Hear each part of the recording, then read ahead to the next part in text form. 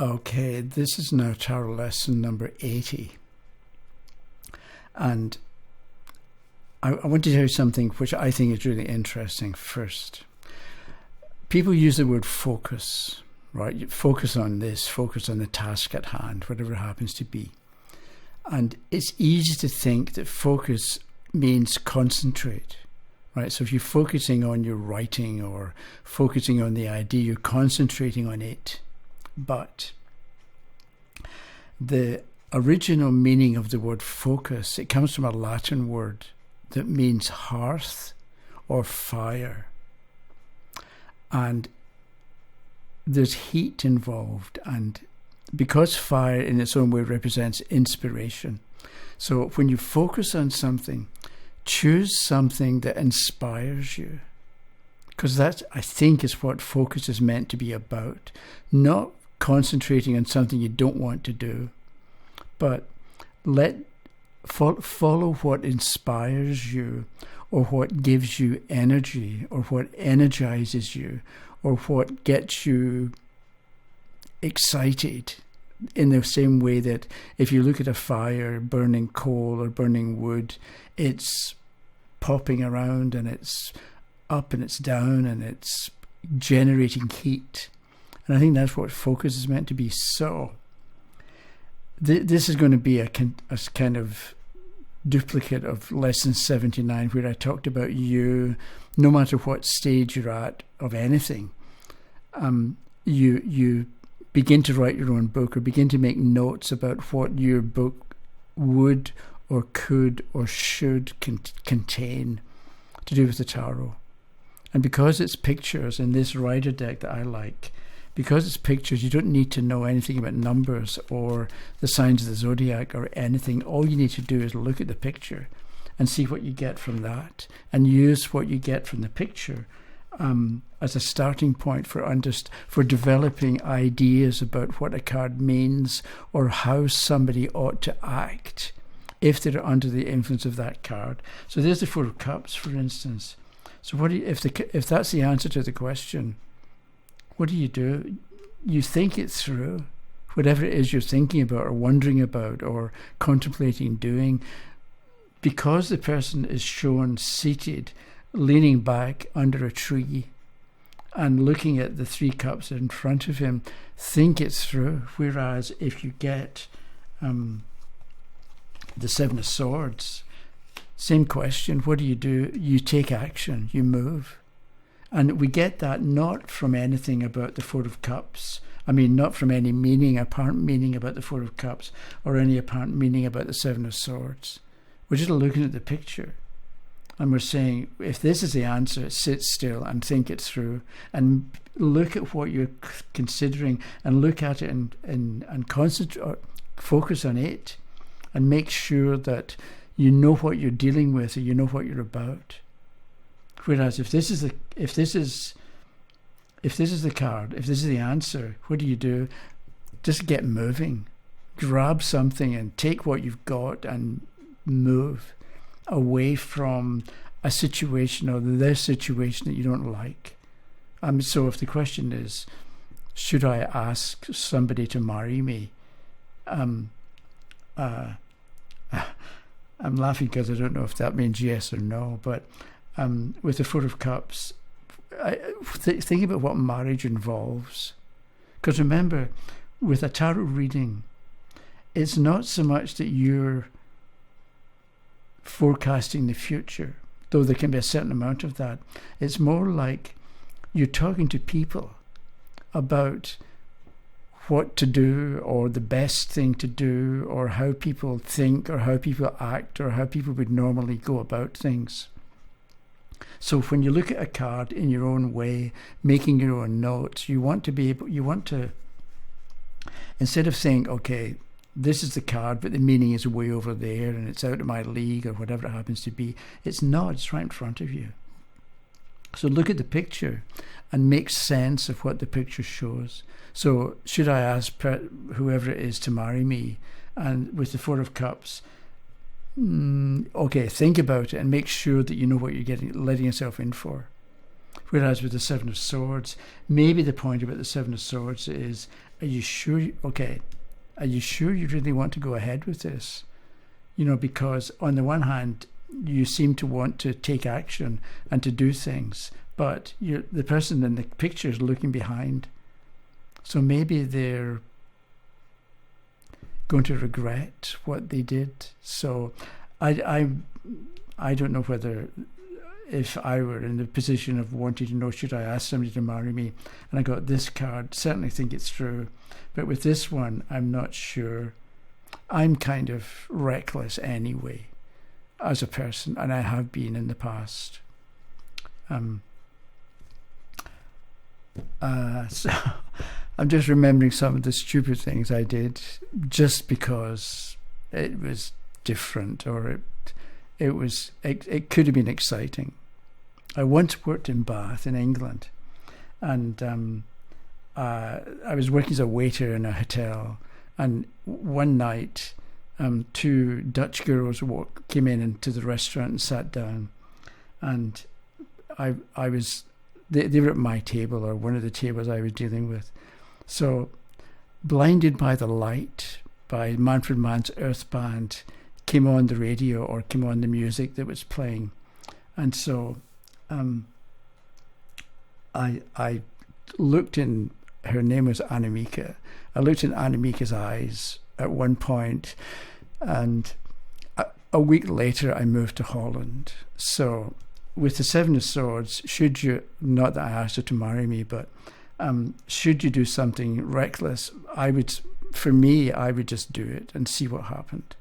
It ended up badly, but that's another story.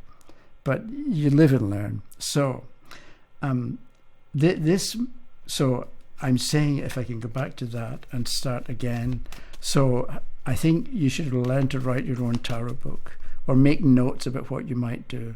And so you pick a card at random and see what you get. And I'm turning it over the Ten of Swords reversed. So you've got your piece of paper, your notebook, and you write down 10 swords.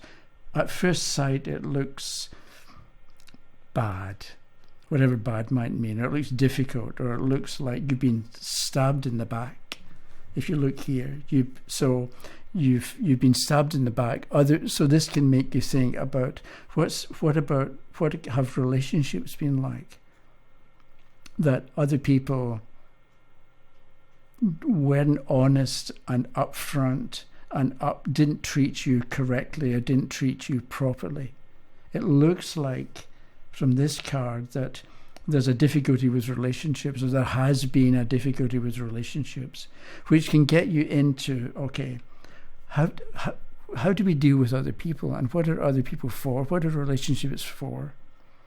And one way of understanding relationships thoroughly is to understand that we need other people because they teach us about us. So maybe what you do with your Ten of Swords reverse card notebook is you write down what are relationships for, and then you go off and you get a couple of books about, what's that, Men Are From Mars and Women Are From Venus, maybe. I don't know, I've never read it, but it's about the difference between men and women. And maybe that's going to be important. Maybe you expect men and women to be the same, but they're not. So maybe what you do is you write down, I need to find out about, or it would be a good idea to find out more about why we need other people, or what other people are for in our lives, or there's another book, Why Bad Things Happen to Good People.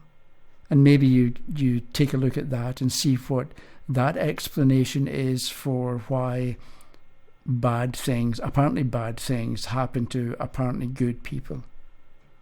And maybe bad things happen to apparently good people because the apparently good people are not quite as good as they think they are. So that can get you into maybe reading some psychology or some ideas about why people behave the way they behave. Maybe it gets you into the Myers-Briggs test, where you've got questions, and depending on the answer you give to the question, you fit into one or more categories of people. or more, one or more categories of type of person. Then there's Canoe, CANOE, which is the 5 big types of people. C for conscientious. So conscientious people behave a certain way and have certain political beliefs. And everybody's in a scale or one end of conscientious, very conscientious, to not at all conscientious. And we're all somewhere on that continuum. So there's conscientiousness, A for agreeableness. And women are more agreeable than men, partly because they have to be, because if you've got a baby, right, who's 2 a.m, the baby's crying, you can't say, okay, stop it. I mean, you can, but it doesn't work. So you have to be agreeable. And so CAN, N for neurotic, O for openness. So some people are more open than others. And then E is extrovert, introvert. So if you're dealing with somebody who's very conscientious, then don't expect them to be open to new ideas unless the new idea reinforces their conscientiousness or their ability to be conscientious. So maybe what you do with the Ten of Swords is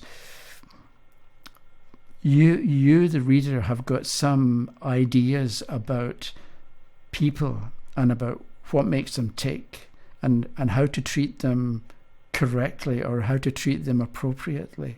And you pass on that knowledge that you've got or that you've come across to the questioner who is upset because they've been stabbed in the back. Also, we took a look at, it happens to be the Ten of Swords reverse, but we've got the black clouds seem to be lifting, right? So maybe, and because 10 is 1 plus nothing gets you back to 1 again, it's a card of transition. You've come to the end of one cycle, you're about to begin a new one. And here, because the black clouds are lifting, maybe you point that out to the questioner.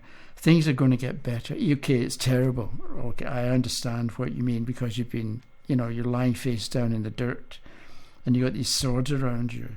So, but as George Harrison says in one of his songs, I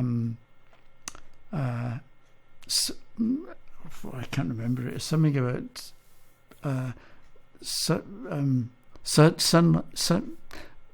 sunrise doesn't last all morning, but in the same way, sunset doesn't last all night.